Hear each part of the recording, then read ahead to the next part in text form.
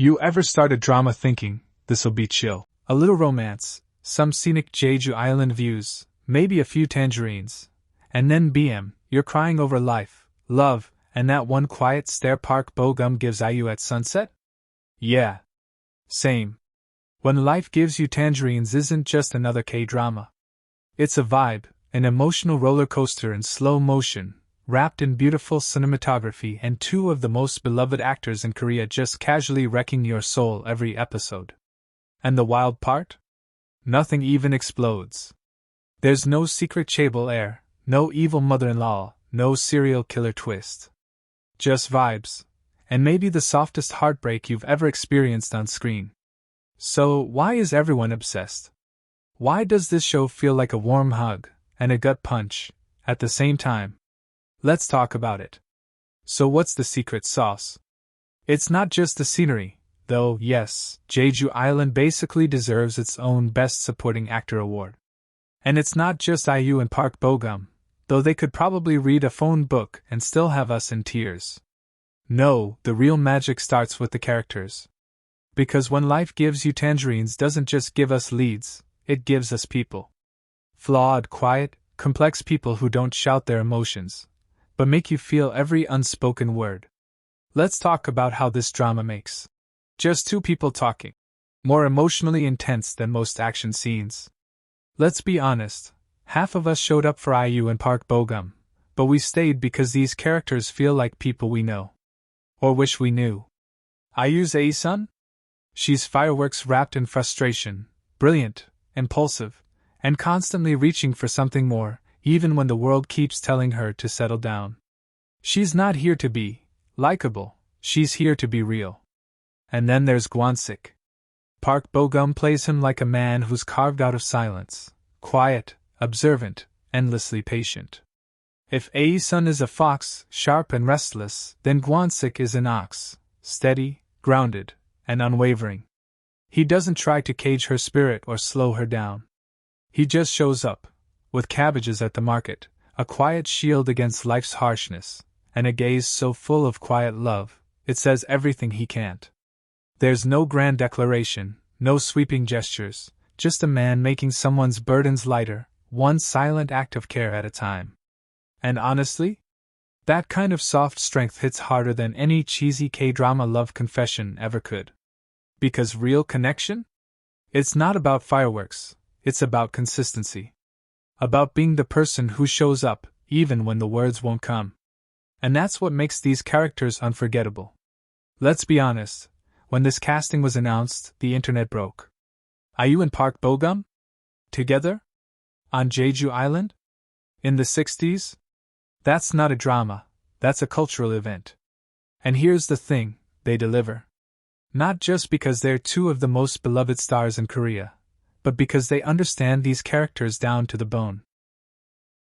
IU plays Ae-sun like a live wire, unpredictable, passionate, and possibly human. She's not your typical K-drama heroine. She's flawed, reckless, and sometimes infuriating, but you can't look away. Because behind that restless energy is someone desperate for more out of life, even if she's not sure what more looks like. IU, renowned for her nuanced performances in My Mr. and Hotel del Luna, fully embodies Ae-sun, bringing a depth and complexity to the character that's nothing short of breathtaking. With masterful subtlety, she layers Ae-sun's personality with a fiery spirit, fragile vulnerability, and poignant desperation. This performance is undoubtedly IU's finest hour. Her raw, unbridled portrayal cuts so deep that it's almost painful to witness. Park Bo-gum shines as Gwon-sik, the epitome of emotional stability and unwavering dependability. While Ae-sun embodies the fiery, unpredictable nature of a fox, Gwon-sik is the steady, unshakable ox, a constant presence that grounds and soothes. Rather than trying to tame or transform Ae-sun, Gwon-sik simply shows up, offering quiet, unobtrusive support that speaks volumes. He sells her cabbages at the market, shields her from life's cruelties, and loves her with a depth that transcends words. Park Bo-gum's performance is a masterclass in understatement. No grand speeches or dramatic declarations, just the accumulation of small, meaningful acts that collectively feel monumental. Together, they're a masterclass in understated chemistry. You feel the tension in what they don't say, in every glance, every almost touch. It's magnetic. It's painful. It's real. And here's where their talent really shines. They elevate the quietest scenes. A shared meal. A walk in the fields. A moment in silence. With lesser actors, it might fall flat. But Ayu and Park Bo-gum? They turn those moments into art. So yes, the scenery is stunning, the story is moving, but it's these two that breathe life into it all.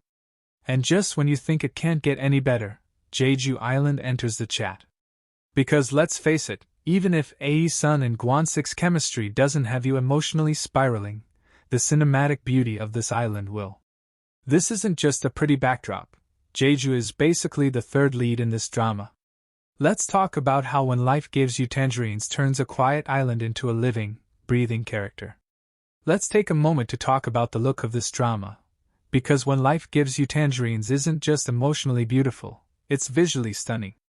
From the golden hues of Jeju's tangerine orchards to the flicker of candlelight in a modest home, every frame feels like it was painted with care, not for spectacle, but for soul. But here's the best part. The cinematography never tries to overshadow the story. It's understated, intentional, and completely in sync with the drama's quiet, reflective tone.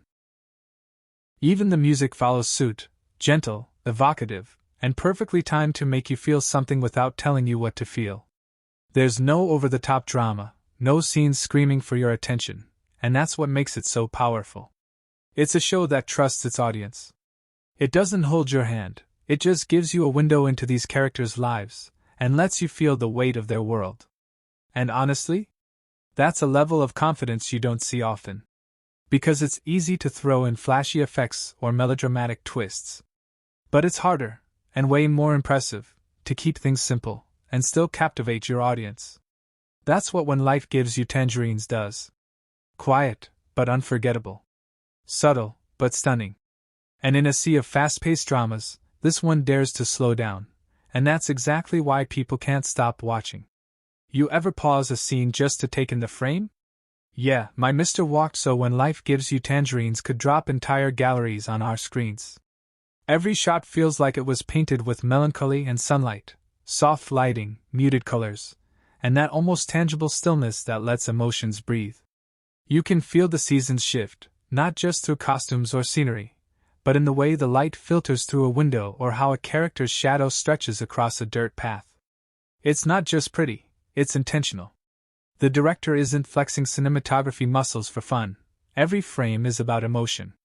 About capturing those tiny, quiet moments, a glance, a sigh, a hand brushing past a tangerine, and making them feel monumental.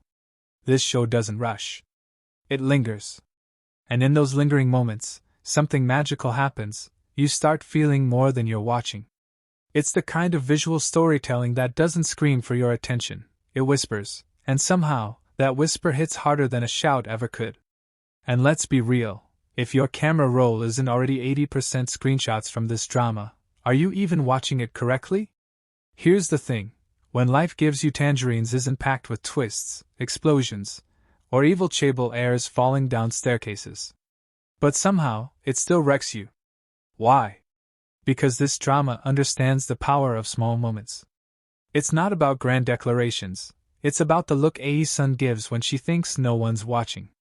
It's Gwon-sik handing her a tangerine, not because he wants something, but because he just wants her to smile.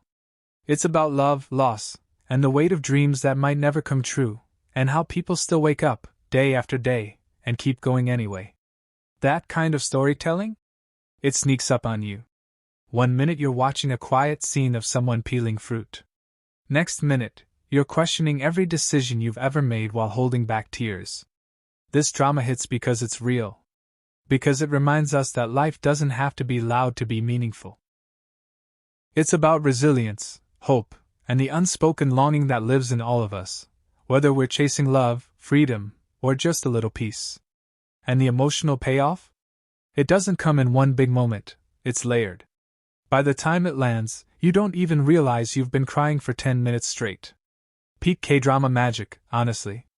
Take Volume 2, for example. It's titled Summer, and it absolutely wrecks you. At the center are Gwon-sik and Ae-sun, navigating the brutal realities of life with one goal in mind: to give their kids a better future. But then, tragedy strikes. In one of the most devastating sequences, they mourn the loss of a child in near silence. There's no dramatic music, no loud sobbing, just grief, unfolding in quiet, agonizing waves. And the worst part? When their surviving children look at them with guilt in their eyes, believing it's somehow their fault. That moment, the unspoken blame, the parents' tender reassurance, it stays with you. It's a scene that doesn't just pull on your heartstrings, it rips them clean out. And yet they press on. Burdened by sorrow but driven by love, Ae-sun and Gwon-sik keep going, because life doesn't hit pause for grief. You carry it with you, every single day. And the emotional gut punch doesn't stop there. Their struggle to give their children more chances, more opportunities, is deeply relatable. But it also highlights a painful truth, that sometimes, even love can feel like pressure. That sacrifices made with the best intentions can leave children feeling isolated or burdened. Still, what makes these episodes even more powerful is the community. You've heard the phrase, "It takes a village to raise a child." Right. Well, this drama lives it. Neighbors mourn together, lift each other up, and remind us of a time when human connection was simpler and stronger. It's that warmth, that collective resilience, that keeps families standing, even when they feel like they might break. By the end, you're not just watching characters survive, you're witnessing what love looks like when it's worn down, beaten, but unshakable. Gwon-sik and Ae-sun don't have all the answers. But their quiet strength, their unrelenting devotion, shows that love isn't just about giving, it's about enduring. No matter how heavy the burden. No matter how fierce the storm. And that's why this drama hits so hard. Here's the thing, When Life Gives You Tangerines isn't trying to reinvent the wheel. There are no epic battles, no supernatural twists, and no last-minute plot bombs. What it does give you is something so much harder to pull off. Real people, real feelings, and a story that lingers long after the credits roll.